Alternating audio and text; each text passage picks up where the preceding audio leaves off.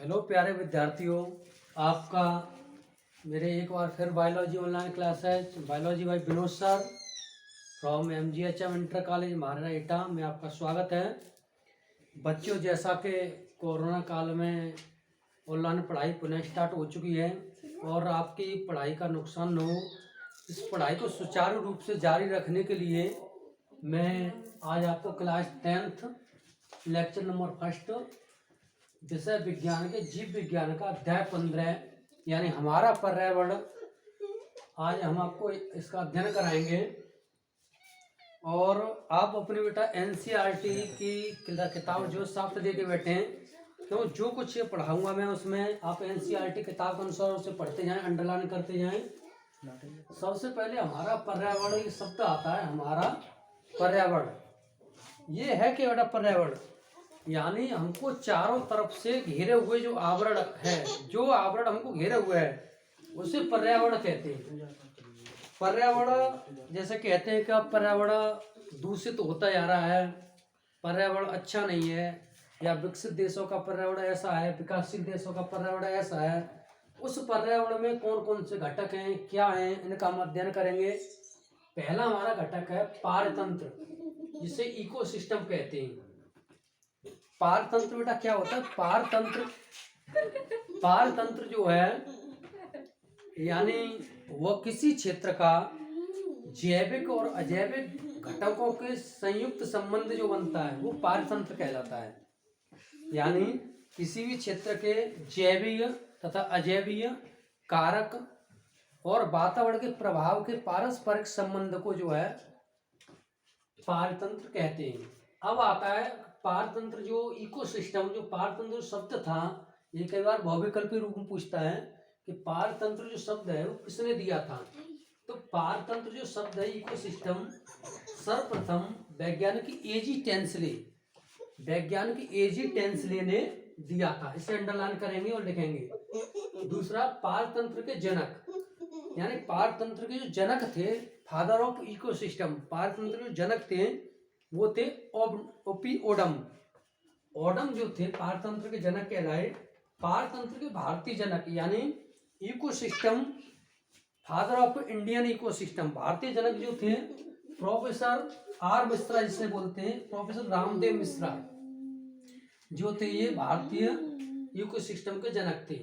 पारतंत्र जो है मुख्य रूप से दो प्रकार का होता है, दो वर्गों में विभाजित होता है, दो प्रकार का होता है। पहला होता है प्राकृतिक पारतंत्र, यानी वह पारतंत्र जो नेचुरली होता है, जैसे आपका नदी में, तालाब, झील में। और दूसरा आपका कृत्रिम पारतंत्र। कृत्रिम पारतंत्र जो होता है बेटा वो पारतंत्र होता है जो मानव द्वारा निर्मित होता है। कृत्रिम पारतंत्र या मानव द्वारा निर्मित पारतंत्र, इसमें आपका बगीचा आ जाएगा, खेत आ जाएगा, खेत का पारतंत्र। और जो बगीचे का पारतंत्र है ये आपका कृत्रिम पारतंत्र कहलाता है। अब आपके NCERT में है, आप पढ़ेंगे, शुरू में खोलेंगे तो पारतंत्र के संघटक क्या है, यानी कौन कौन से घटक हैं जो पारतंत्र को मिलकर के बनाते हैं। पारतंत्र के घटक यानी को कारक।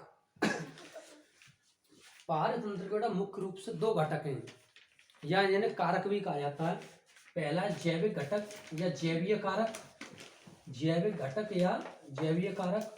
दूसरा अजैविक घटक या भौतिक कारक भी इनको बोला जाता है, या अजैविक घटक भी बोला जाता है। अब जैविक घटक जो हैं ये डिवाइड किए उत्पादक, उपभोक्ता और अपघटक। आपके अजैविक घटक में आता प्रकाश, तापमान, वर्षा, वायु, मृदा। ये आपके जो अजैविक घटक हैं। जैविक घटक में पहला हम लेते हैं उत्पादक। उत्पादक क्या होता है कि यानी वे जीवधारी या वे जीव, जैसे हरे पेड़ पौधे जो अपना भोजन स्वयं बना लेते हैं, यानी वो जीव जो अपने भोजन का निर्माण स्वयं कर लेते हैं उन्हें उत्पादक कहते हैं। यानी वो स्वयं जब कर सकते हैं क्योंकि उनमें जो है फोटोसिंथेसिस किस प्रक्रिया द्वारा करते हैं? प्रकाश संश्लेषण क्रिया द्वारा करते हैं। प्रकाश संश्लेषण प्रक्रिया द्वारा ये क्या करते हैं कि अपने भोजन का निर्माण जो है स्वयं कर लेते हैं। और प्रकाश संश्लेषण क्रिया में ये क्या करेंगे कि सूर्य के प्रकाश से और क्लोरोफिल की उपस्थिति में अकार्बनिक पदार्थों से कार्बनिक युक्त ग्लूकोज के रूप में अपना भोजन का निर्माण करते हैं। और ये जो प्रक्रिया होती है वो फोटोसिंथेसिस कहलाती है, प्रकाश संश्लेषण। और जिस ये अपना भोजन का निर्माण स्वयं करते हैं, इसलिए इनको जो है स्वपोषी भी कहा जाता है। कैसे करते हैं? जैसे कार्बन डाइऑक्साइड CO2, 6 CO2 लेंगे, 12 H2O लेंगे, प्लस प्रकाश सनलाइट प्लस क्लोरोफिल और C6H12 plus 6O2 plus 6H2। ये देखिए, ये जो बना, ये बना ग्लूकोज। इसमें क्या करते हैं? प्रकाश संश्लेषण क्रिया द्वारा अकार्बनिक पदार्थों से कार्बनिक पदार्थों का निर्माण करते हैं। किसकी? सूर्य की प्रकाश की उपस्थिति में, क्लोरोफिल की उपस्थिति में। और ये क्या करते हैं कि वातावरण से कार्बन डाइऑक्साइड लिया, जड़ों से जल को लिया, जल को लेकर के ये क्या होता है? ग्लूकोज के रूप में जो है कार्बोहाइड्रेट का निर्माण करते हैं। ऑक्सीजन बाई प्रोडक्ट के रूप में बाहर निकलती है। इसमें जो है आपका प्रकाशीय ऊर्जा को रासायनिक ऊर्जा, यानी प्रकाश ऊर्जा को रासायनिक ऊर्जा में इसमें कन्वर्टेड किया जा रहा है कि वो light energy converted to chemical energy. और इसमें जैसे आप इस तरह से, ये पत्ती है, ये है इस तरह से पत्ती। पत्ती में जो होता है ये फोटोसिंथेसिस जो प्रक्रिया होती है, वो फोटोसिंथेसिस पत्तियों में होती है, लीव्स में, पौधे की पत्ती में। इसलिए पत्ती को जो किचन ऑफ लीफ यानी किचन ऑफ प्लांट, पत्तियों को जो है पौधे का रसोई घर कहा जाता है, क्योंकि जो प्रकाश संश्लेषण क्रिया जो भोजन बनता है वो पत्तियों में बनता है। और पत्तियों में जैसे रंध्र जो होते हैं, रंध्र इस तरह से, रंध्रों का कार्य जो होता है गैसियस एक्सचेंज, यानी गैसों का आदान प्रदान करना होता है। ये क्या करते हैं? CO2 को इन करते हैं और O2 को बाहर निकालते हैं। O2 को जो बाहर निकालते हैं, CO2 को अंदर लेते, CO2 पत्ते और H2O यानी जल जो है जड़ों द्वारा ऑब्जर्व किया जाता है। जल और खनिज सूर्य के प्रकाश के वजह से क्लोरोफिल ग्लूकोज निर्माण करते हैं। उत्पादक हरे पेड़ पौधे होते हैं, इन्हें स्व ऑटोट्रॉफ्स, इन्हें स्वपोषी भी कहा जाता है। ये आपके समझ में आया होगा। अब दूसरा आपका बेटा उपभोक्ता, ये पढ़ेंगे उपभोक्ता क्या होता है। यानी उपभोक्ता जो होते हैं कंज्यूमर कहा जाता है। उपभोक्ता को उपभोक्ता इनको बोलते हैं कंज्यूमर। उपभोक्ता जो क्या होते हैं? उपभोक्ता जो है अपने भोजन का निर्माण स्वयं नहीं कर पाते। ये परोक्ष या प्रत्यक्ष अप्रत्यक्ष रूप से उत्पादक पर भोजन के लिए आश्रित रहते हैं, यानी निर्भर रहते हैं। ये अपना भोजन स्वयं नहीं बना पाते, भोजन के लिए उत्पादकों पर निर्भर रहते हैं। इसलिए इनको जो है उपभोक्ता कहा जाता है। उपभोक्ता को विभिन्न वर्गों में विभाजित किया गया है। पहला आपको प्राथमिक उपभोक्ता। प्राथमिक उपभोक्ता, प्राथमिक उपभोक्ता यानी प्राथमिक उपभोक्ता वो उपभोक्ता होते हैं, उपभोक्ता में डिवाइड किया, प्राथमिक उपभोक्ता, द्वितीय उपभोक्ता, तृतीय उपभोक्ता। प्राथमिक उपभोक्ता जो होते हैं उन उपभोक्ता को कहा जाता है, ये अपने भोजन का निर्माण सीधा उत्पाद यानी हरे पेड़ पौधों से लेते हैं। हरे पेड़ पौधों से लेते हैं, इसलिए ये कैसे होते हैं? शाकाहारी भी होते हैं। ये जो होते हैं ना कैसे होते हैं? शाकाहारी होते हैं, क्योंकि ये जो है अपना भोजन सीधा उत्पादों से हरे पेड़ पौधों से लेते हैं, इसलिए इनको प्राथमिक उपभोक्ता कहा जाता है। एग्जाम्पल आपका खरगोश, हिरन, कीट। ठीक है, खरगोश, हिरन और कीट ये जो है आपके प्राथमिक उपभोक्ता कहलाएंगे और शाकाहारी कहलाएंगे, क्योंकि उत्पादकों से हरे पेड़ पौधे से अपना सीधा भोजन लेते हैं, ग्रहण करते हैं। अब है आपका द्वितीयक उपभोक्ता। द्वितीयक उपभोक्ता, सेकेंडरी कंज्यूमर, यानी ये जो उपभोक्ता वो क्या करते हैं कि ये उपभोक्ता जो है अपना भोजन शाकाहारी या प्राथमिक उपभोक्ता से अपना भोजन ग्रहण करते हैं। यानी द्वितीयक उपभोक्ता, एक बार समझे, द्वितीयक उपभोक्ता भोजन के रूप में शाकाहारी या प्राथमिक उपभोक्ता का भक्षण करते हैं, इसलिए इनको क्या कहा जाता है, मांसाहारी भी होते हैं। ये जो है मांसाहारी होते हैं, ये मांसाहारी होते हैं। द्वितीयक उपभोक्ता जो होते हैं कैसे होते हैं, ये मांसाहारी होते हैं, क्योंकि ये भोजन के रूप में शाकाहारी जंतु या प्राथमिक उपभोक्ता को ग्रहण करते हैं। जैसे आपका लोमड़ी, आपकी बिल्ली, ठीक है, और लोमड़ी, बिल्ली, और आपका जो है आदि। अब है आपका तृतीयक उपभोक्ता, तृतीयक उपभोक्ता, इन्हें टर्सरी उपभोक्ता भी कहा जाता है। तृतीयक उपभोक्ता या टर्सरी उपभोक्ता, ये तृतीयक उपभोक्ता जो होते हैं क्या होते हैं,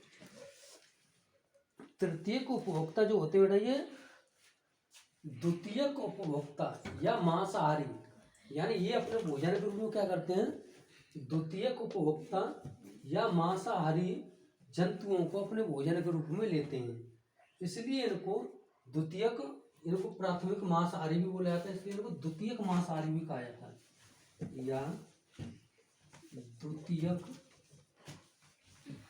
मांसाहारी, द्वितीयक मांसाहारी, यानी ये अपने भोजन के रूप में क्या करते हैं, द्वितीयक उपभोक्ता या प्रथम मांसाहारी जंतुओं को भोजन के रूप में भक्षण करते हैं, इसलिए इनको तृतीय उपभोक्ता या द्वितीयक मांसाहारी कहा जाता है। एग्जाम्पल के तौर पर शेर, चीता और चील आदि, ठीक है, ये जो है टॉप कार्निवोरस कहलाते हैं, टॉप कंज्यूमर या जो है कार्निवोरस कहते हैं तृतीयक उपभोक्ता। अब आता है, एक आता ओमनिवोरस यानी सर्वहारी, यानी सर्वहारी वे होते हैं जो अपने भोजन के रूप में यानी मांसाहारी और शाकाहारी दोनों को ग्रहण कर सकते हैं, यानी शाकाहारियों को भी खाते हैं और मांसाहारी को भी खाते हैं, यानी उत्पादक को भी खा सकते हैं और मांसाहारी को भी खाते हैं, वो आपके सर्वहारी कहलाते हैं। जैसे मानव जो है सर्वहारी, आपका मानव को जो है सर्वहारी जंतु कहा जाता है।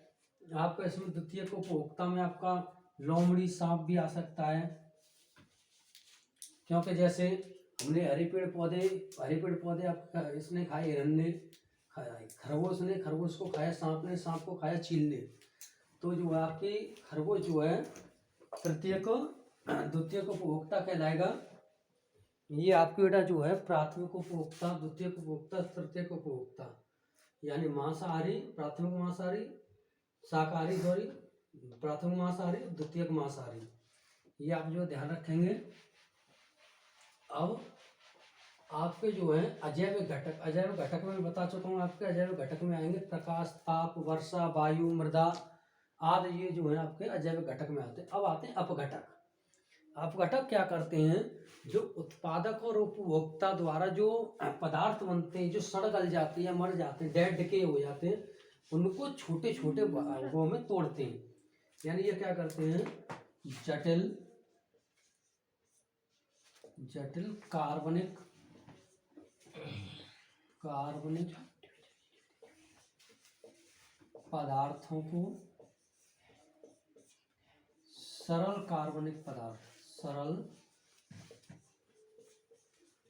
अकार्बनिक पदार्थ, ये क्या करते हैं बेटा, सरल कार्बनिक पदार्थों को यानी जटिल कार्बनिक पदार्थों को सरल अकार्बनिक पदार्थों में विघटित यानी तोड़ते हैं, और उनको जो है फिर मिट्टी में मिला देते हैं, जिससे पौधे खनिज लवण के रूप में पुनः उसे एब्जॉर्ब कर सकें।